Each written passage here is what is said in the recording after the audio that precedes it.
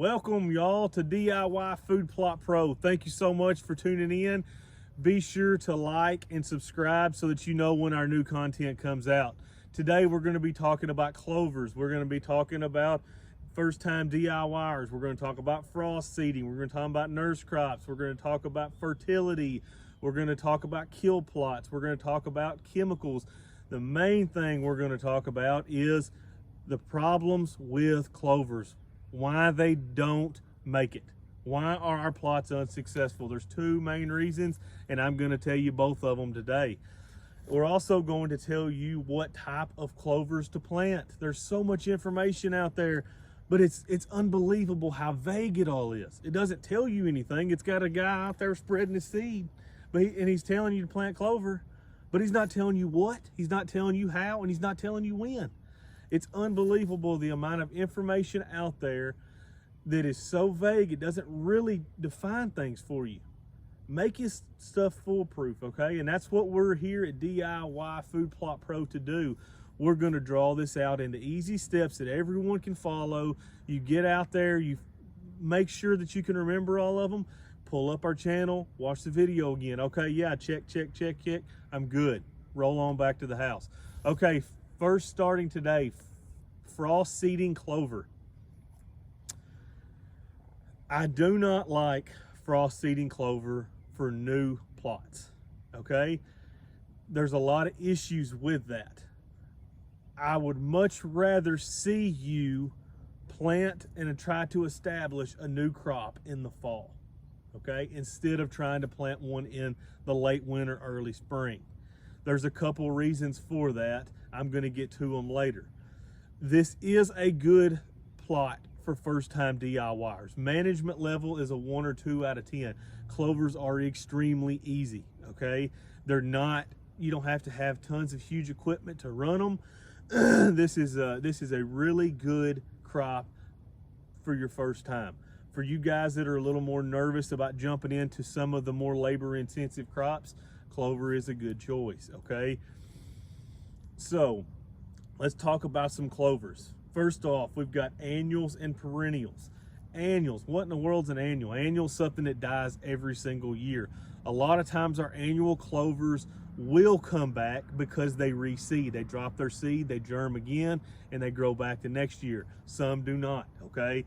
So we got annuals that live and die in 1 year, and then we've got perennials. They live 2 or more years. I recommend a mix between those two, but more on that later, okay? Our annuals, we got arrowleaf and crimson are the two that I like.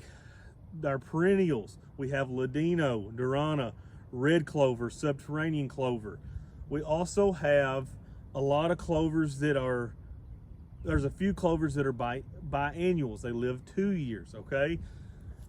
One thing that we need to know about clover is our pH needs to be pretty right, okay? 6.0 to 7.0 is where our pH needs to be. You remember from my video, our last video, if you haven't watched those prior, go back and watch those. I'm gonna give you the fertility recommendations here, but I'm also gonna refer you back to that where I can tell you about the fertilizer and the lime. But just remember, it takes a ton of lime to bring it up 1 point. Get a soil test, guys, okay? So our pH needs to be 6.0 to 7.0, ideally. We're gonna look at nurse crops, okay? This is how I like doing this. When I'm establishing a crop, a clover crop, I like to establish them in the fall. Go in, plant your clover, and plant a nurse crop with it. What is a nurse crop? A nurse crop is something that the deer can eat on this fall, this winter, and they're not gonna hurt your clover. It's not gonna affect your clover. It's not competing with your clover. The next spring, the nurse crop dies, you mow it off, you spray it off, and then all of a sudden you're left with clover that's ready to roll, okay?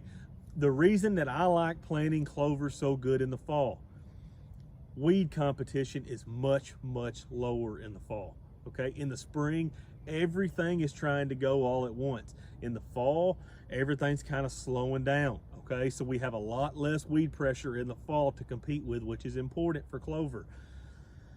2, if you plant in the spring or a frost seed in the late winter, here's what you're gonna have to deal with. You better hope that you don't get into a droughty spell where it's 95 to 98 degrees every day, because your clover is going to be dead as a hammer. Okay, it ain't going to make it. I'm sorry, it's a cool season, it's not going to make it through that right there. So what, by the fall, if we plant in the fall, our clover is sitting there kind of putting roots out all fall and winter long. Every time it gets 65, 70 degrees in the winter, like it does in Kentucky here, it's going to start growing a little bit. It's going to start turning green. It's going to start picking up. Okay, so what we're going to do is, by planting that in the fall, we give that crop a lot of time. In the spring, it's got its roots down, it's ready to roll. Okay, so that's a real reason that we want to plant in the fall. And then if you do that, your clover is much more likely to make it through those real stressful periods than it is if you planted it in, you know, late January, early February, or March, April, May. I mean, I my younger years, I planted one in April. Boy, you talk about beautiful. I thought, I went against the odds and I've won it. All right, this thing is awesome looking. It smoked it in July and it never did come back. Okay, we got into a drought. We get into 95, 98, like a lot of you guys at the South. In Kentucky here, most days in the summer, we're running 90 plus. There's a lot of times in the summer we're running 95, 98, or even 100. Clover is not going to do well if it's not established. It's not going to do well, period, but it's really not going to do well if it's established in that. So if we do plant in the fall and we come back the next spring and we've got clover coming up, that nurse crop is going to be going up over top of it. Okay, that's not a big deal. It's going to die out. So either spray it or bush hog it. Do not burr your clover off at 2 inches. If you ever have to clip clover, 4 to 6 inches, no more. And do not do it during a drought spell, a really hot drought spell. Don't do it, or you will kill it, or you injure it very, very badly. Okay, fertilizer, we're looking at about 200 pounds of 0-20-20. Wait, why 0 on the first one? Clover is a legume. It has rhizobia bacteria that make its own nitrogen for it. Okay, so you don't have to put the nitrogen out there. What we're going to do is, you're going to need to buy a clover inoculant, and you're going to spread it all in that seed before you spread it. Spread it, plant it, and then it's going to make its own nitrogen. It's going to pull it from the air, and it's going to convert it into its own nitrogen. It's one really good thing about the legumes: soybeans, clover, peas, all those things make nitrogen and put it into the soil, right? You don't have to use nitrogen with those crops. And then when you get done, they leave nitrogen in your soil for your crops that really need nitrogen, like your grains and like your corn, things like that. Okay, so brassicas. So that's a really good thing to know. But you be sure to get that clover inoculant and inoculant that seed, because if you've never had clover grown right here before you put clover down, the rhizobia bacteria are not there. Your clover is going to be yellow, and it's not going to turn dark green like it's supposed to when that rhizobia bacteria is working and we're fixing its own nitrogen. Okay, so kill plots. Okay, this leads us to kill plots. I like clovers for kill plots. I do not like planting this 3-acre field in clover. Okay, I'm just going to be honest with you. Where we're at in Kentucky, I'm not a fan. Some of you may really, really like it, have really good results with it. In my opinion, I would much rather have your big name plots as far as your bread and butter goes. Okay, and if I've got a spot in these woods coming up to this main field that's 1/4 of an acre in size, yeah, let's do a kill plot right there, and we'll try to catch that buck coming from bedding to the kill plot in daylight before he gets to this ag field. Okay, this big food plot. That's where I really think the clovers play in. A lot of folks really like the clovers and they live and die by the clovers. I'm not that individual. Okay, clovers aren't terrible. They provide a lot of good things. They're one of the first things to green up in the spring. So that's really, really helpful for your deer herd.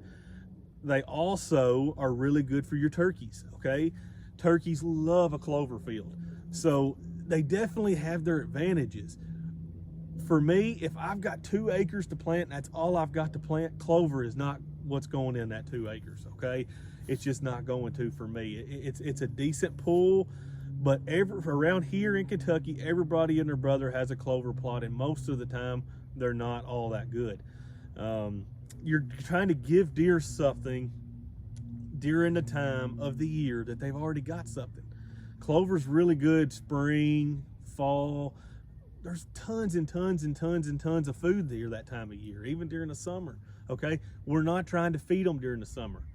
Unless you're trying to velvet buck hunt super early, we want to stick with those fall crops, those winter crops that are gonna help your herd and not only give you the best hunting, but it's gonna rebound your herd from that hard rut and the cold weather that's coming in the wintertime, okay? So that's my opinion on the kill plots.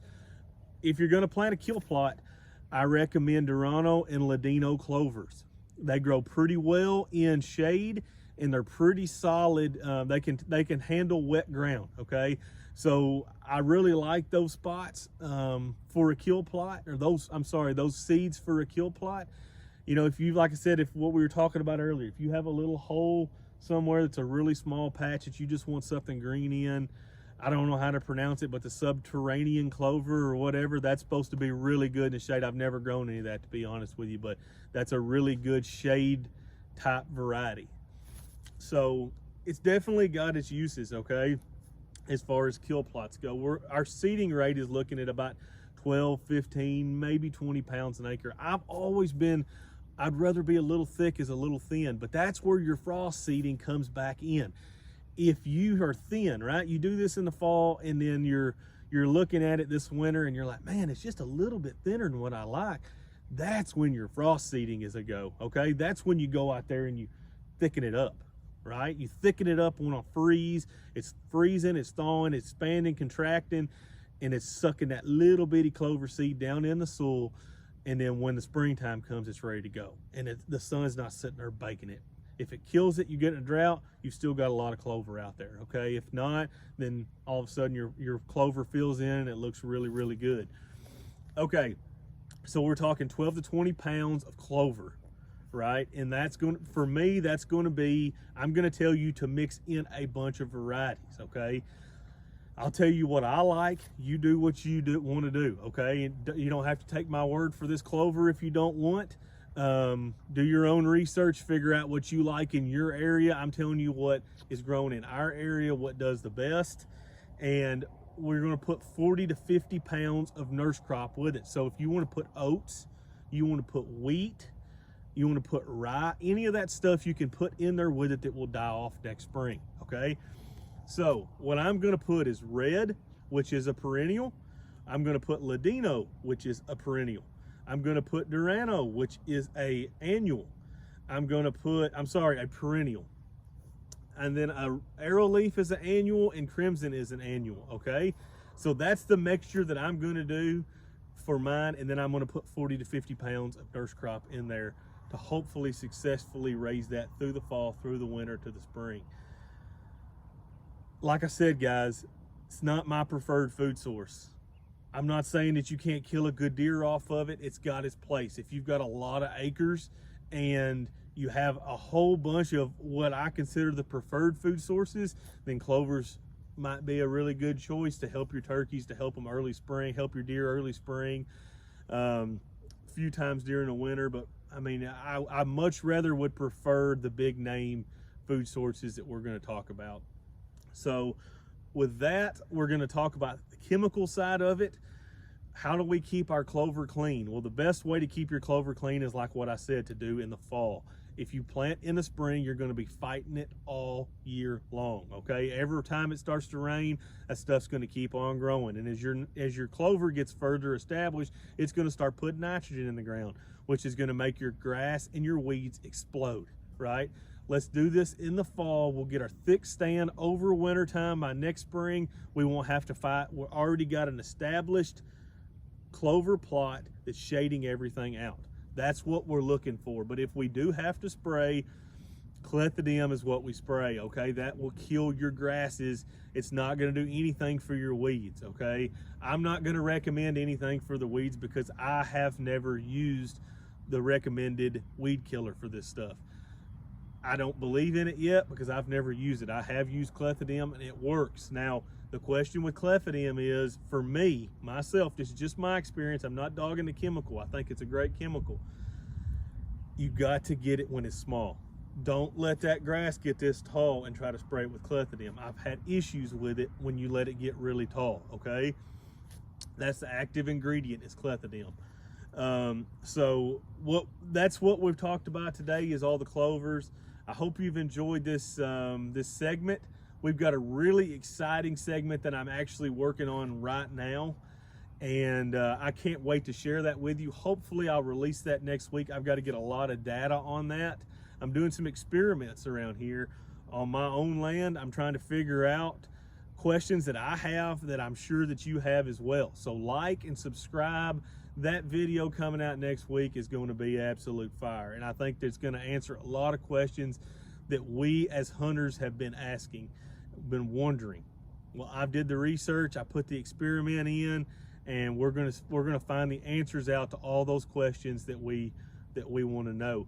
Please leave me a comment down below, like and subscribe. Let me know what you want to see, and I will try my best to cover it. Y'all have a great day. Thank you for watching DIY Food Plot Pro.